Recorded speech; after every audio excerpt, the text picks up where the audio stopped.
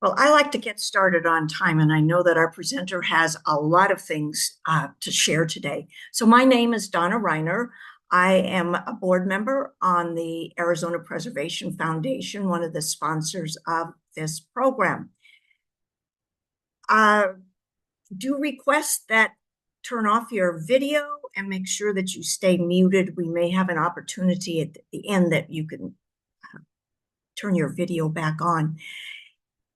This program we've been doing now actually since COVID because it was, you know, preservation was in place. We weren't going out.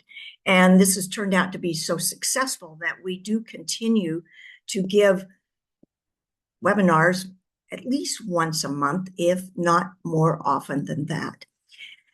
The other thing that's going on today, the presenter has a lot to say. We ask that if you have questions to please post those in chat. If you do need closed captions, you should be able to go to the bottom of your screen and select either hide captions or show those captions.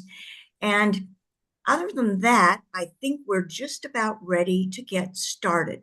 We do thank all of you for coming. This is recorded, and it will, after we get the recording back and edit off some of the beginning part that was not essential to this program, we will be posting that on the Arizona Preservation YouTube channel, and we will notify you when that is available. So with that, I'm going to turn this meeting over to Margaret Hangen, who is also a member of the board of the Arizona Preservation Foundation, who will introduce our speaker. And it's my pleasure to introduce our speaker, Brooks Jeffries. Brooks is a heritage conservation consultant and professor emeritus of architecture at the University of Arizona, dedicated to the sustainable stewardship of our cultural heritage. As a consultant, he spearheads strategic planning efforts to revitalize two high-profile projects, Camp Naco in Cochise County, and of course, why you're here today, the Mystery Castle, City of Phoenix, both designated by the National Trust on their 11th most dangerous lists. He also serves on the board of directors of the Patronato San Xavier, the nonprofit charged with the conservation of the 18th century missions San Xavier, on a living church on the O'odham Nation and Southern Arizona's most popular cultural designation. With that, take it away, Brooks. Great, thank you. Thank you all for being here. I'm going to switch over to my PowerPoint here and see if I can share and get it started. So can I just confirm, Margaret, that you all can see this? Yes, we can. Great. Okay, wonderful. So what I'm going to do today, I appreciate the opportunity to speak to you all, because this project has been near and dear to my heart for the last 9 months, and it's a really nice way to kind of bring to closure this project and being able to share with a community that I'm hoping will benefit from some of the lessons learned. And so the purpose really today is to summarize the efforts to create and implement this strategic plan for the Mystery Castle. But more importantly, this presentation is intended to outline the process by which we feel the successful preservation outcomes were achieved, with the hope that it serves as a model for future preservation projects. And as Donna says, there's going to be time at the end for questions as well. So I'm going to divide this into a couple of different sections. The first, I'd like to just focus on a very brief history, just to kind of set the stage for the strategic plan. So the first chapter in the history of Mystery Castle is really with this guy, Boyce Gulley, beginning in the 1930s, when he began the construction and continued the construction of the Mystery Castle until his death in 1945. Mystery Castle was built on 7 acres that abut the South Mountain Park and constructed primarily of found materials, river rock, telephone poles, recycled and cast off bricks, windows from other demolished buildings, and really it's come to be a prime example of folk architecture that's been built organically as the time and materials presented themselves. So the pictures that you see here, I really like the one on the bottom because it shows how in black and white, how it just sort of integrates into the landscape as truly kind of organic. But also it belies the fact that Mystery Castle is truly a very colorful place, which is why I wanted to show the image there. So you can sort of see how it blends into the landscape, but at the same time distinguishes itself from the landscape. The second chapter really begins at Boyce Gulley's death, which is in 1945, and then begins with this woman, Mary Lou Gulley, who was the daughter of Boyce Gulley. And she arrived in Arizona in 1946 at age 23 with her mother. And until 2010, lived at the Mystery Castle. And in the process, sort of inherited it and then had to live in it. And then it evolved into a tourist attraction, prompted primarily by this Life magazine article from 1948 that quote unquote revealed many of the secrets that were left and really was the opportunity to publicly coin the term Mystery Castle for the structure. And the magazine itself and the article is fascinating because it shows images of Mary Lou Gulley in pretty provocative kinds of sort of postures in each of these images. If you take a look at the image on the staircase, for example, and then the next image down below, she's kind of sunbathing on the deck, and then also kind of peering out from one of the projected features of it. But at the same time, they use the article to really ramp up this idea of how mysterious it is and how much there was a secret trap door that needed to be opened. And you can see the image of Mary Lou's mother just sort of waiting in almost shock to see what might be revealed by this trap door. So already in 1948, the lore behind this building was beginning to be developed. And then later was expounded on in 1952 when Mary Lou Gulley wrote a book called My Mystery Castle, which would have been just an ordinary book, but in fact, it received great press coverage and led to her winning the Mark Twain Medal for writing in 1953. So here we have in Mary Lou Gulley somebody who was a storyteller and one who gained notoriety because of that storytelling. And she continued to offer the tours and telling stories and really leaves this legacy of pioneer women storytellers and really in her mind, the power of marketing. And even though, you know, these mythical stories, many of them were probably not true, but for most people, it just didn't really matter. And another way I like to take a look at this site and this building in its history is really by aerial photography to see how the development around the Mystery Castle. So from 1949, 1999, where you see the fringes of a golf course at the very top that was there, that was developed in South Phoenix. And then in 2025, where suburban development just completely encroached on the northern edge of the property that you see as kind of a baseball diamond shape in the 2025 image. And so really this becomes one of the context of how we take a look at Mystery Castle and the encroachment that's taking place currently. So continuing on with the kind of brief history, I want to move into a more recent timeline, starting with 2010 when Mary Lou Gulley died. And per her request, the Mystery Castle ownership was transferred to an organization called the Mystery Castle Historical Foundation, which continued to offer tours until 2020 when it was temporarily closed due to COVID. And then in 2022, it was heavily vandalized, and that led really to its permanent closure and removal of many of the items to mitigate fire risk there. But securing the site and the continued vandalism really became the constant challenge to preserving the integrity of the building, and its unique architectural character. Moving forward in 2023, the Mystery Castle Historical Foundation, these new owners, reached out to the city of Phoenix for assistance, but they declined because there was no formal action to authorize their intervention. And so the city could not become involved.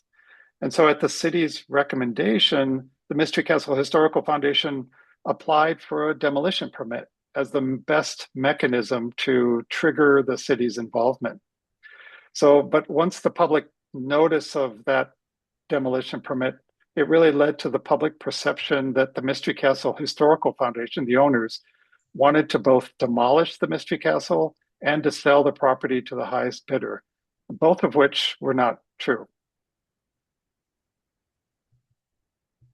And in 2024, the city of Phoenix, who now is involved, then did fund, because of the demo permit, did fund the hiring of historic preservation firm Motley Design Group, that's his Bob Graham, to complete the building assessment report that I'm going to go into a little bit further, but really becomes a foundational document for the assessment and the evaluation of the building for future use.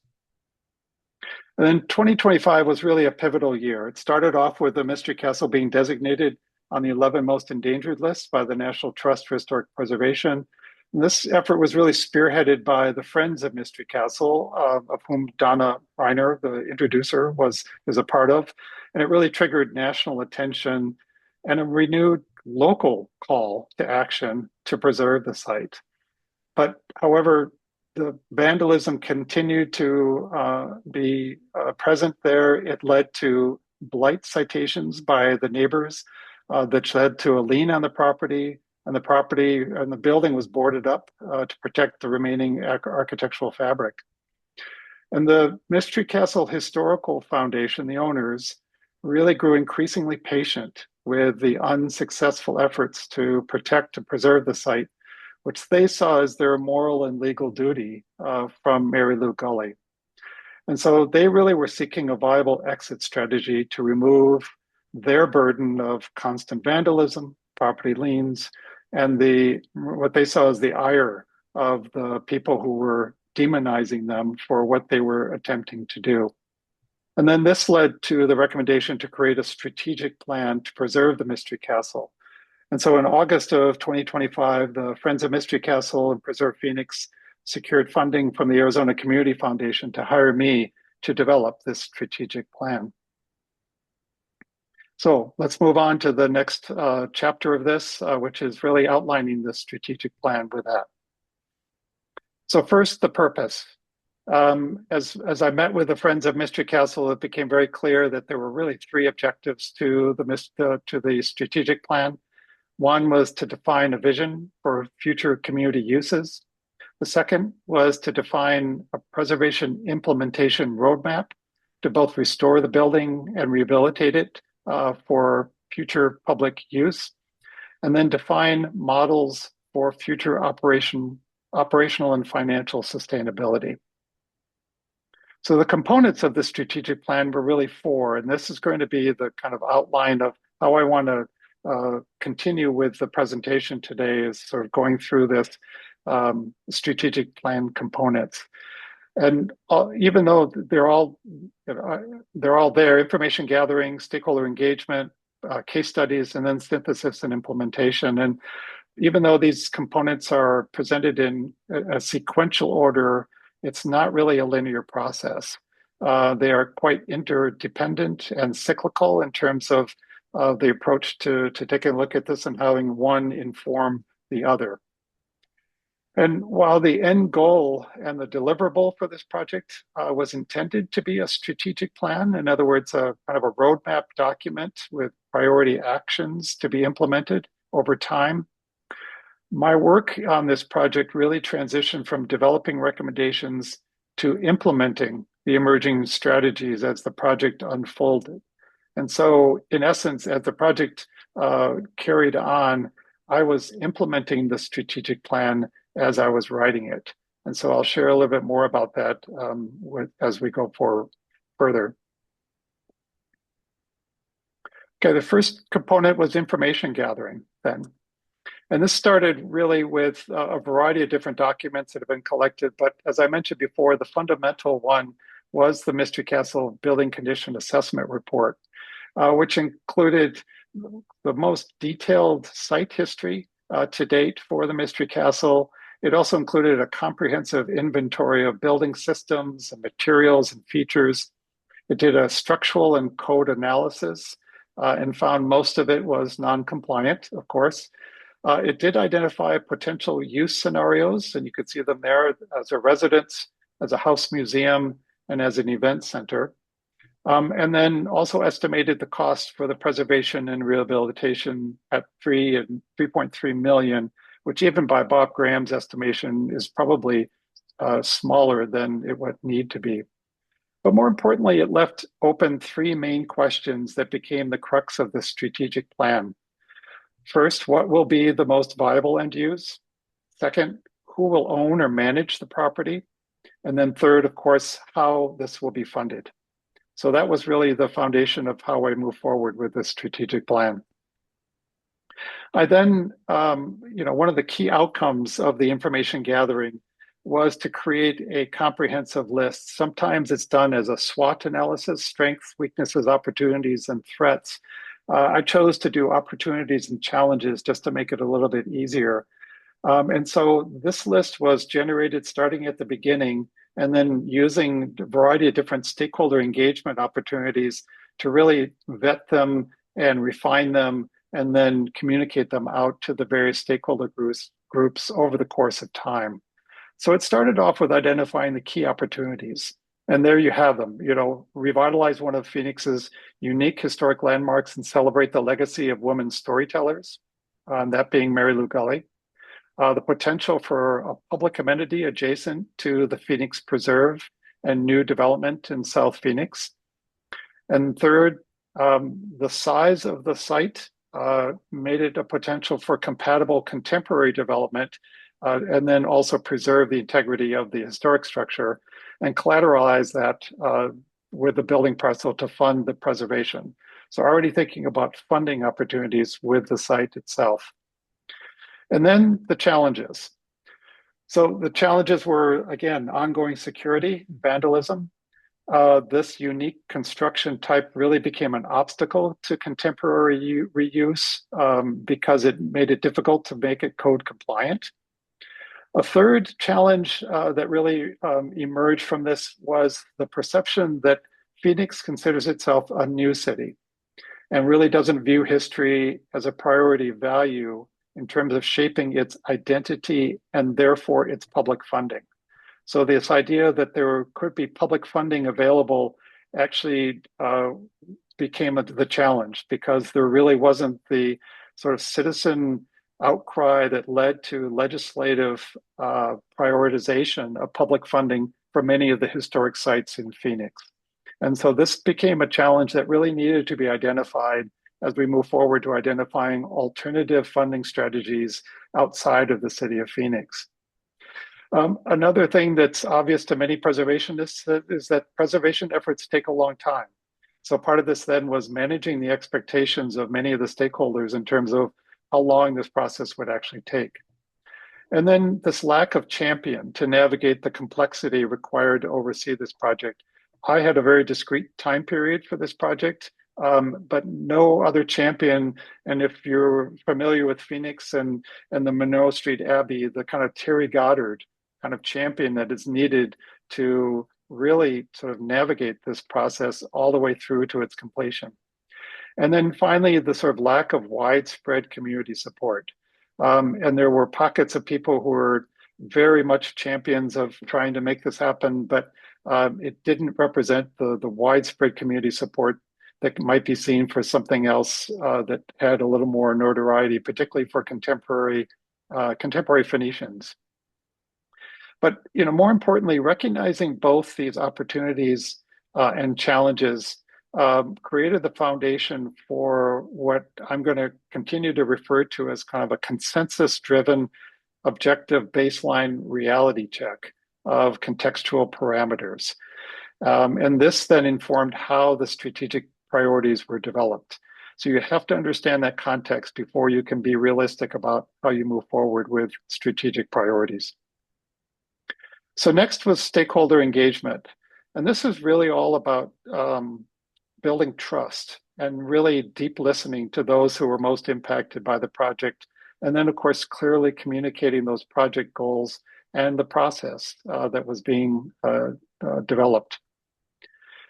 So the first, it's really important to understand that stakeholders were divided into different groups. And each of these groups had different values and different motivations for their engagement with the Mystery Castle. Clearly, the owners had a very clear objective and motivation. Preservation groups did, the City of Phoenix, as well as other key stakeholders, including a variety of educational institutions, architects and developers, and of course, the general public. But more importantly were the adjacent neighborhoods. And so was able to reach out to each of those different neighborhoods. And in all, I met with about 80 people over the course of the 9 months. And as I've done in other public settings, I want to extend my thanks to each of these stakeholders because they all contributed to the process of where we are today and what I consider a successful outcome. So some of the engagement with this was kind of a one and done. And while others, it included much more regular and involved commitment as the process unfolded. And by far the primary partner in this were the Friends of Mystery Castle, some of whom are here today listening on the webinar. And they are at the task force of Preserve Phoenix, the nonprofit who's sponsoring this webinar. And with them, I met monthly to provide updates and then get feedback with this as the key kind of primary constituent group. Then I met with a variety of stakeholders in public settings through a series of community forums. So the first community forum took place in November of 2025 and was attended by a little over 40 people. And it really took place over 3 hours and composed of 2 separate parts. The first part of this was really focused on educating the community about the Mystery Castle site, the updates on its status, and then some of my preliminary findings, and then also debunking rumors. And so one of the first things that I did was I presented slides that offered these kind of rumors or frequently asked questions, just to be able to communicate out what were sort of the anticipated questions by many of the people because they just hadn't heard what was going on. And so, you can see those questions there. Do they just want to sell it to the highest bidder? What happened to the items there? Why has there been no action to preserve it? This is considered a point of pride by the City of Phoenix. Why doesn't that guarantee funding? It's kind of walking through the stakeholders in terms of why, educating them and making sure that they understood kind of the ground rules about how this is doing so that we could then use that as a platform on which to build a strategic planning process that was future focused. And it also became an opportunity for me to present the strategic planning process and how it can be deployed to define viable solutions. The second part of this then was dedicated to small group breakout sessions to tackle some of the key questions of the projects. And I don't know if you can all read that, but it's divided into kind of 3 or 4 different kind of strategic approaches. One was the rationale. In other words, what is the most compelling reason to preserve the Mystery Castle? And this would be to a variety of audiences, whether you're an investor, the municipality, or even the general public. The second approach was really end uses, emerging end uses, and really sort of vetting from the public, what were those? Also development business models, asking the public, how do you think that they should pay and operate for the identifying the end use, as well as how to pay for the preservation that's there. And then asking them to define examples of success or precedents. And this became important because I wanted to make sure that I was doing my due diligence and identifying potential success stories, or also examples of things that perhaps we should not do. And so the slide that you see of the small group breakouts really were the collection of answers on each of those. So, some of them were quite serious and built consensus around some of these. Others were things like, in terms of private funding, we had suggestions like call Alice Cooper. And, I'm sure that he will want to fund this. And so really had to vet through all of these to make sure that these were taken seriously, but at the same time were looked at with a critical lens. And of course, this community forum was really key to building trust in this community of key stakeholders and engaging them in the process so that they became co-owners in the definition of the strategic priorities that came out of this, as well as the viability of the options that were developed from there. Another significant outcome from that first community forum was a group of people who volunteered to then stay on and become a community advisory group as an additional sounding board for me as I began to compile the information and really test out some of these strategic priorities. And I met with them every couple of months just to, again, kind of test the waters of what was being done and get feedback from them. Next, moving on to the next component of this are the precedent case studies. So for those of you who are not familiar, the purpose really of precedent studies is to provide a broader lens of options for both successful solutions as well as cautionary tales that would not be replicated. And the case studies were selected, as I mentioned before, from various stakeholders, and they were initially evaluated for their alignment with our goals, and that include kind of examples of preservation, as well as development and business models, as well as the kind of sustainable operational goals that were the real key components of the strategic plan. So what I'm going to share with you is there was a total of 9 of the case studies. I'm just going to show you images of those 3 at a time. But I think more importantly for this presentation is looking at the evaluation criteria of how we took a look at a sort of standardized set of questions that was applied to each of these sites and provided both a systematic and as deep a dive as we possibly could to develop, what were the key attributes of success or of failure in some cases, and then have that contribute to the overall kind of strategic plan. So the first was really on end use and really vetting those case studies on there. We took a look at things like Tovry Castle, the Monroe Street Abbey, as I mentioned before, as well as the Valley of the Moon in Tucson. And you can see that some of these are examples of folk architecture in the case of the Valley of the Moon. Others in the case of Tovry Castle. This is the case where the city of Phoenix owns the property, but it's managed by a nonprofit who is responsible for funding all of the operations and management of the site and giving tours and raising funds for that. Monroe Street Abbey was yet another sort of example to take a look at different development models, funding, as well as how it's used in terms of providing an amenity for the community. The next criteria grouping was really around the development and business model.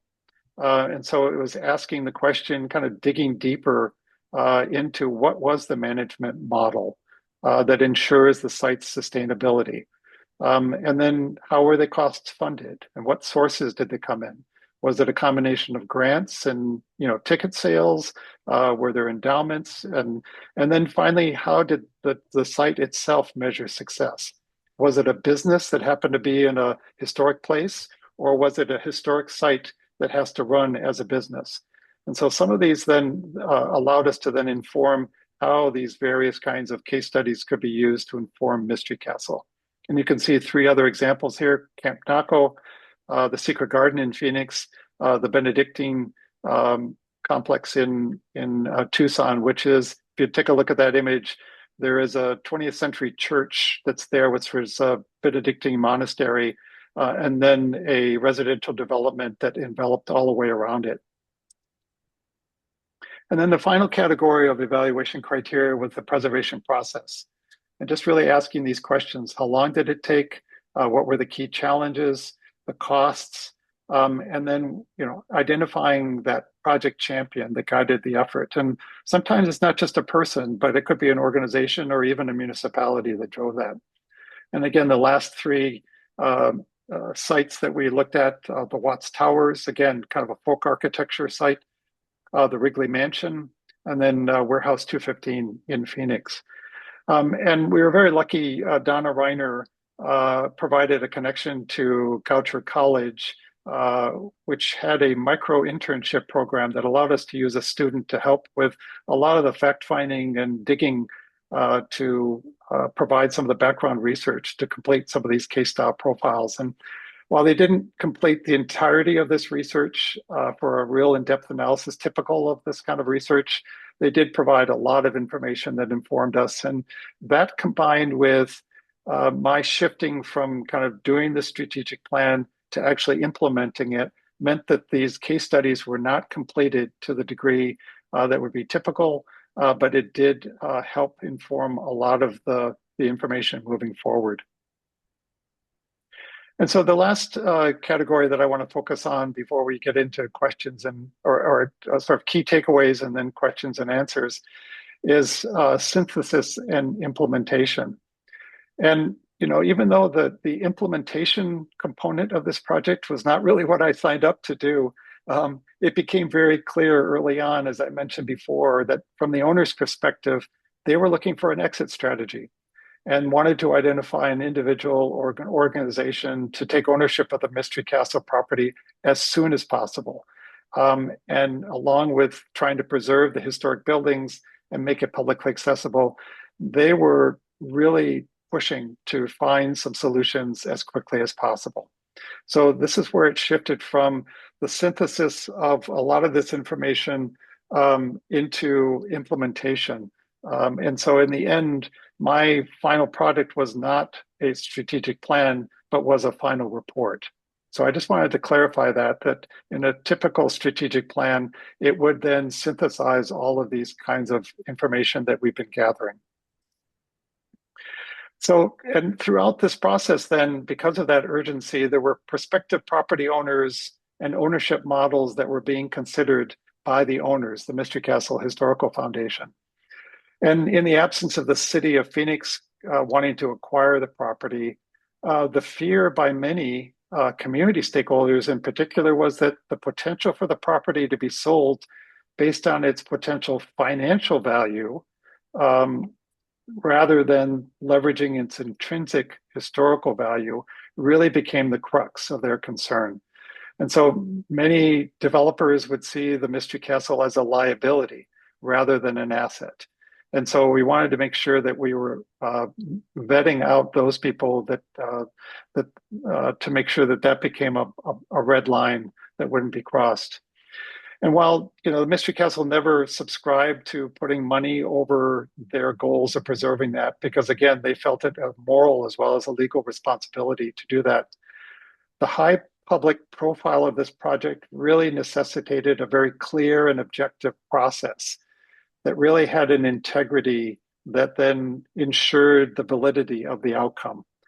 And that this led to this set of ownership selection criteria, and that was really informed by the strategic planning process, which included all of those previous components and provided this kind of systematic approach that led to this set of guidelines then, and then was used by myself and then also the Mystery Castle Historical Foundation, and also to be presented to the public to make sure that these were the criteria that were used in any of the process that were in looking at potential owners or developers.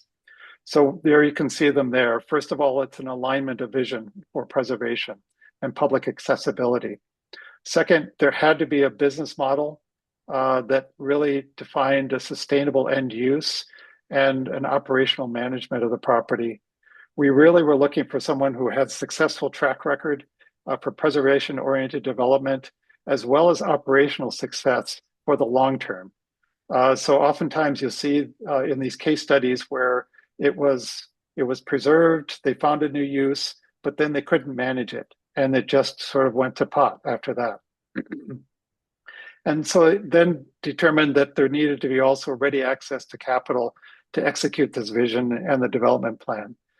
So we vetted through a number of different, first of all, nonprofit organizations. And that was really the primary goal for the Mystery Castle Historical Foundation. They wanted to partner with a nonprofit, so reached out to local institutions like South Mountain Community College, ASU, the Arizona Community Foundation, all of whom acquire property and act as a nonprofit to develop and to sustain them.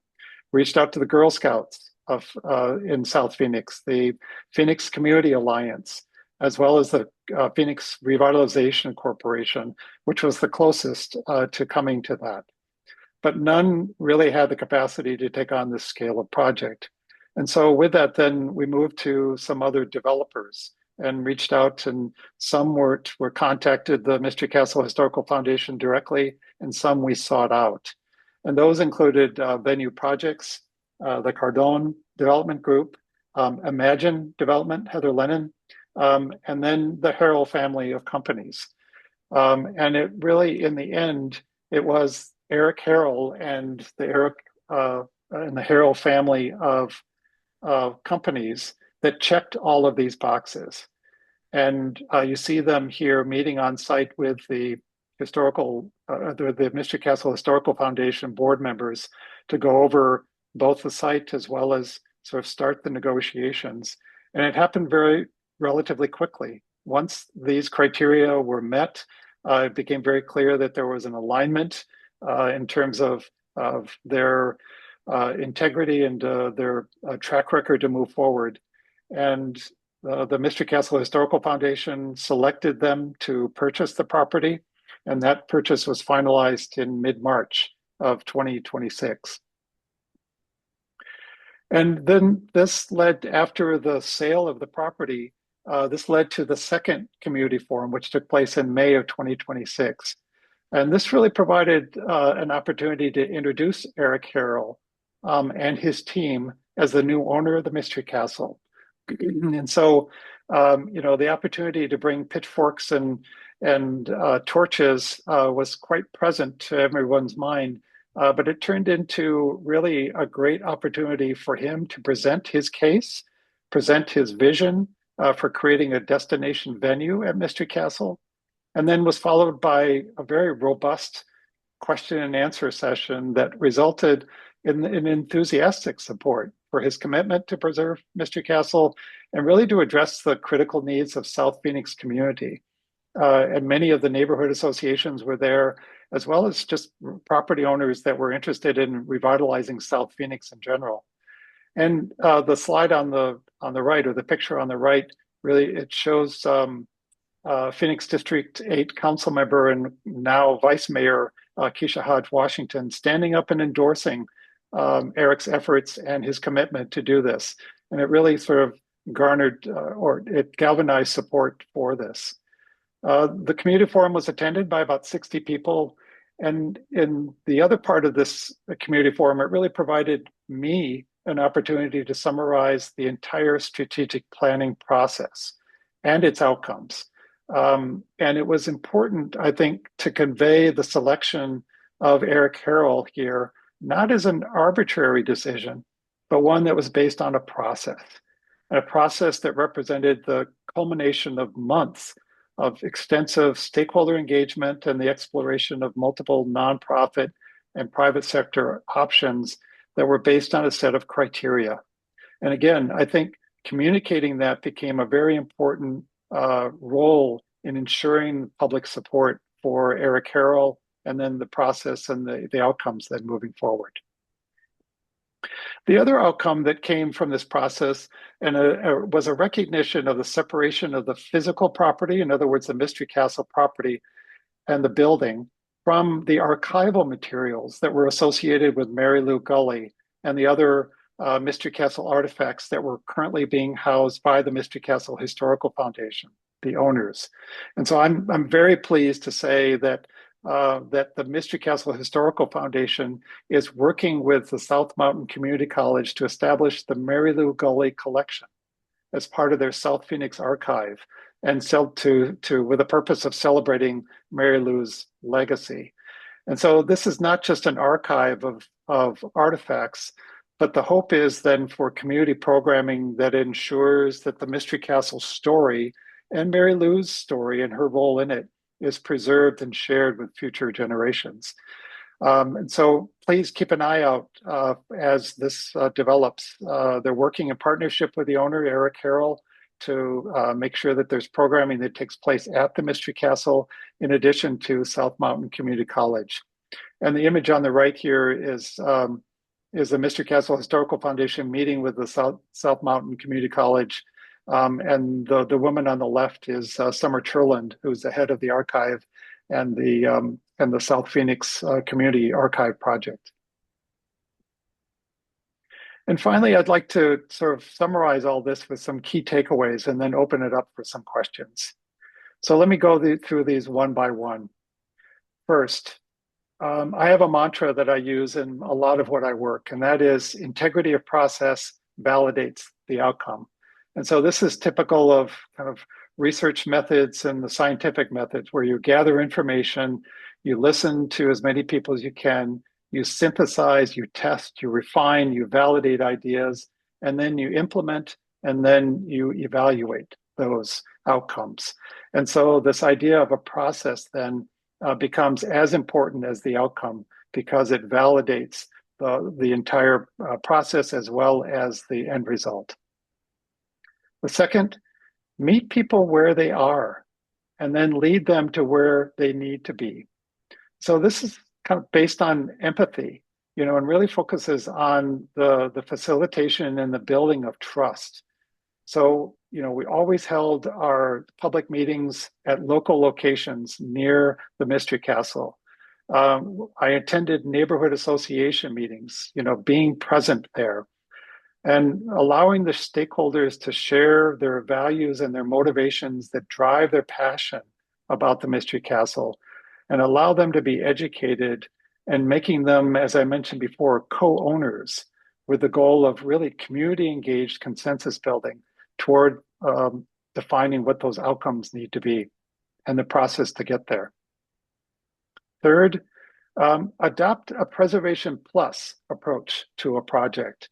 So this is oftentimes when I engage with the preservation community, they want preservation for preservation's sake, and which isn't always viable. So creating a house museum for the Mystery Castle just simply was not an economically viable option.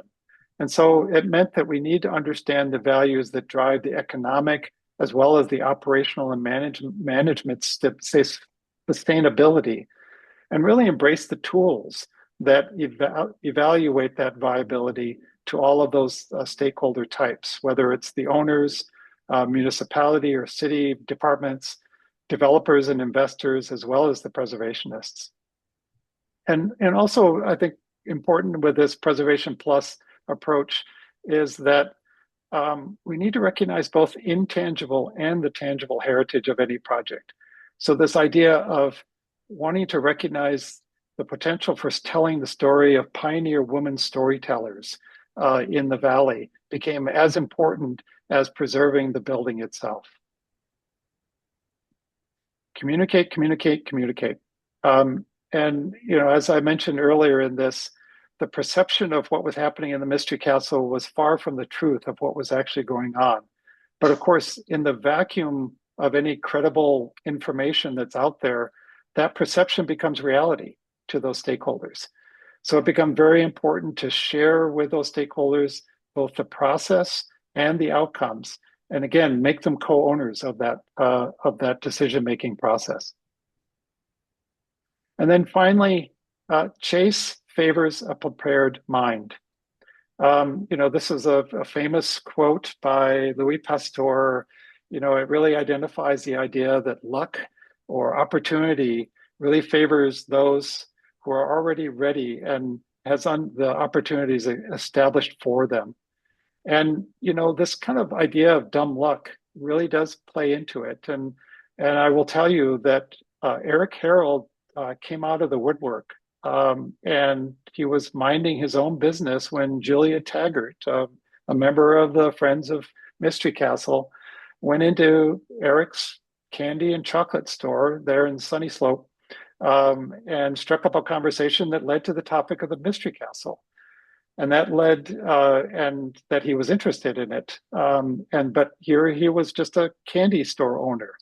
And so that led to me vetting him like I vetted a variety of different people, including Alice Cooper. Um, and using the selection criteria, did a deep dive of, his projects and what he worked on. And Eric is a very modest person, does not like the limelight, but it really forced us to do our due diligence, and then meeting with them and the owners, that ultimately led to the sale. And that if that encounter had not happened, or it had happened earlier in the process, it probably would not have been taken seriously. But the process then created this kind of ability to then validate his proposal as really the best and most viable solution to preserve the Mystery Castle. So don't ever discount the idea that chance favors a prepared mind. And with that, I'm going to open it up for questions, and I'm going to stop sharing so that we can sort of see the Hollywood squares. So if you would write your questions in the chat box, then we can read those off. And thank you so much, Brooks. He and I have spent a lot of time together. Now I have to write my report for the grant that we got to hire him in the first place. This is the icing on the cake. So if you have a question, please write it in the chat and then we will take it away. Oh, somebody must have a question.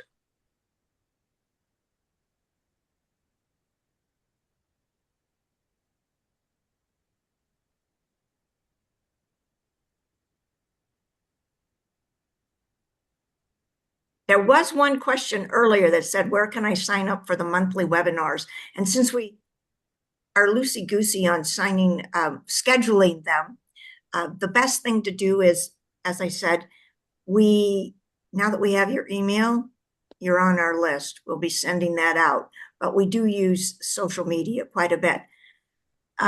Laura Norden said, no question, but this was a great presentation. Thank you so much. Oh, Eddie Jones.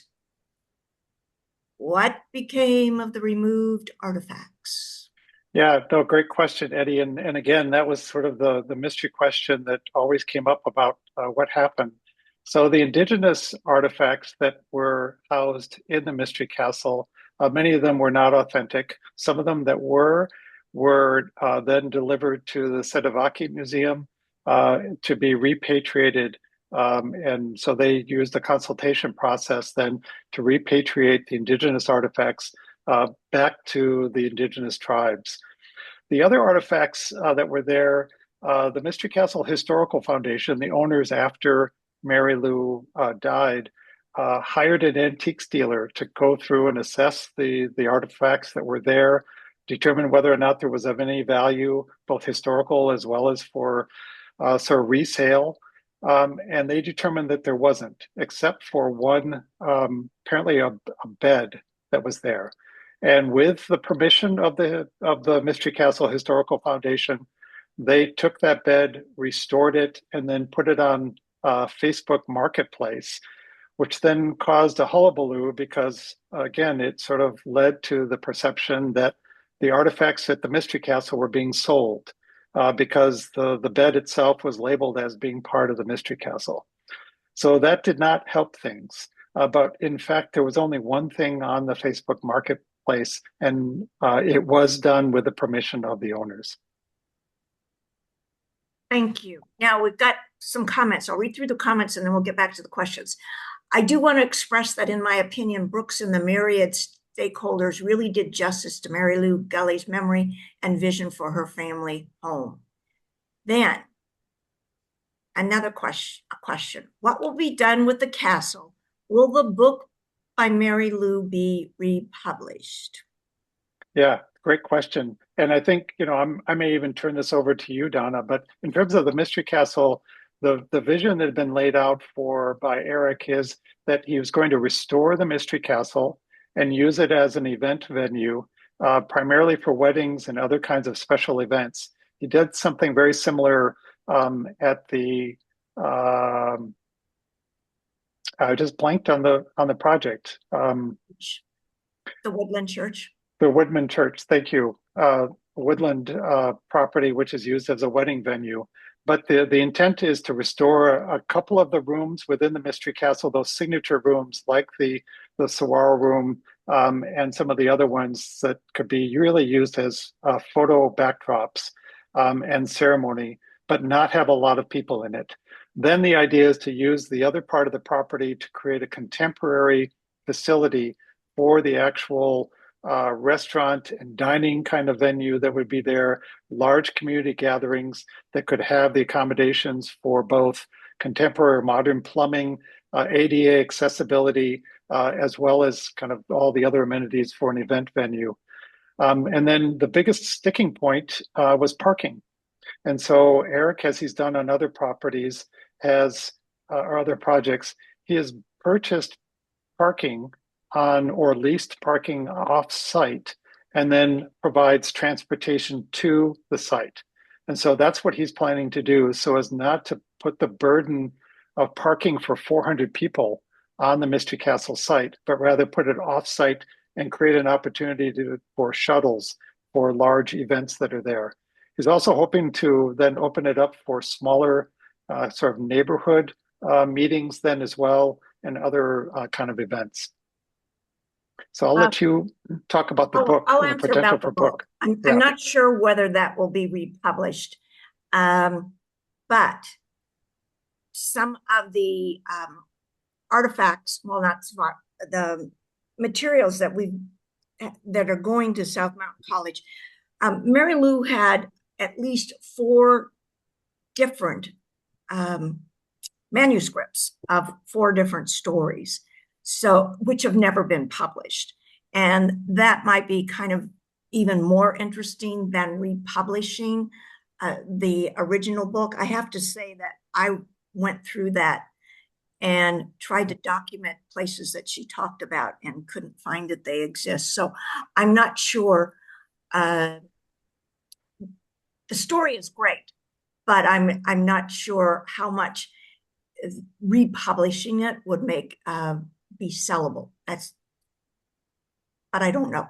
I'm not. But I think, and I would just add to that I think the goal in the South Phoenix Archive is to make them more publicly accessible. So it may be that they're even digitized and then made available. So I think stay tuned on that.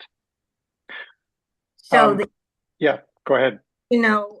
Eddie Jones asked, how extensive will the repairs be? And also, is Motley's building assessment, that is accessible to the public. If you go on to the Friends of Mystery Castle on Facebook, it is there and you can download it. It's a huge document, by the way. It's like 200 pages, and but it's extensive and comprehensive. To answer your question, Eddie, the repairs are not going. It's more about restoration, to use the preservation parlance, and that it's meant to bring it back to a particular. That's the Mystery Castle. So in other words, they're not going to be putting plumbing in. They're not going to be putting contemporary kind of fixtures. They're going to restore it back to as close to the photographic evidence that they have for the Mystery Castle space itself. And so not having to put in plumbing, not having to make it code compliant for ADA and things like that, then allows them to liberate themselves from having to make it and then moving those contemporary functions off the Mystery Castle to allow the Mystery Castle to be restored. So I hope I answered your question, Eddie. Yeah. Okay. Thanks, Eddie. One question we got: opportunities for volunteer work supporting the Mystery Castle. Not at this time,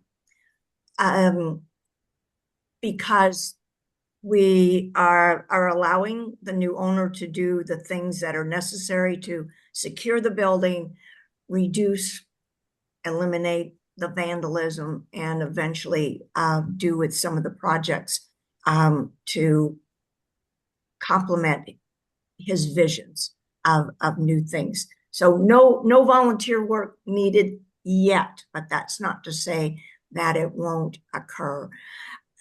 Somebody else said, will there be any public reporting available for CRM folks? I don't know. Can you answer that? Yeah, sure.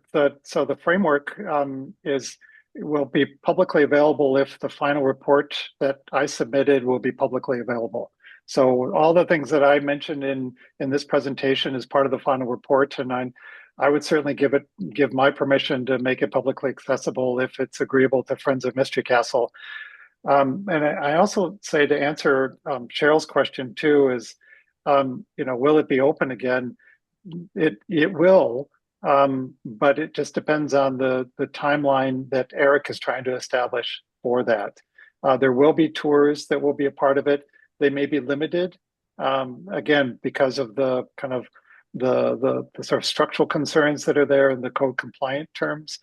But it's really based on Eric Harrell's kind of timeline for that. He would like to get it up and running as soon as possible because he wants to make money.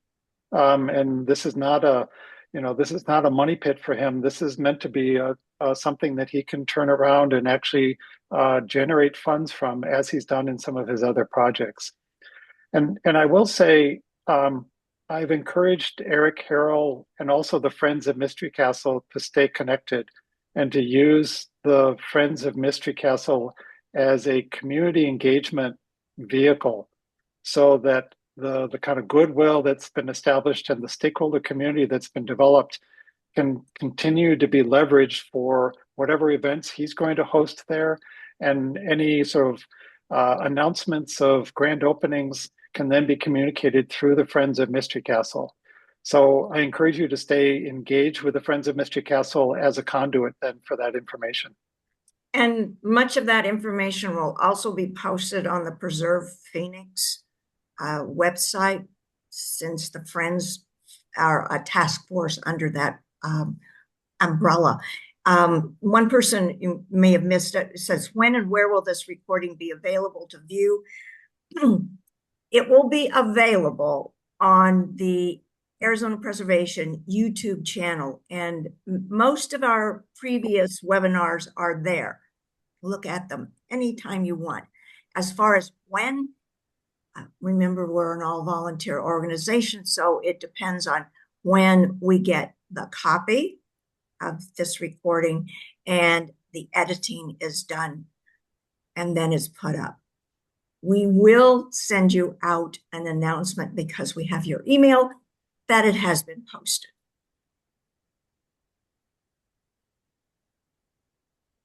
Any other?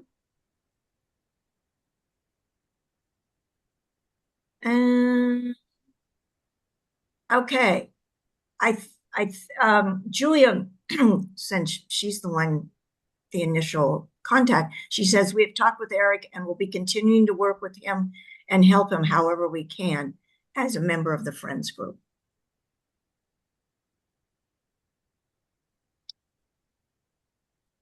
Okay. Well, thank you so much, Brooks. We really appreciate it. I'm not sure, as a member of the Arizona Preservation Foundation, I don't know that we have anything else scheduled this month. And we probably will have, we're looking at either something in August or September, but that's not to say something else won't come up before then. And we really appreciate all the work that you have done in here. And thank you for everyone who attended. Please let other people know that they weren't able to come, that they can eventually watch this on our YouTube channel. And with that, we will close. Thank you. Thanks, everybody.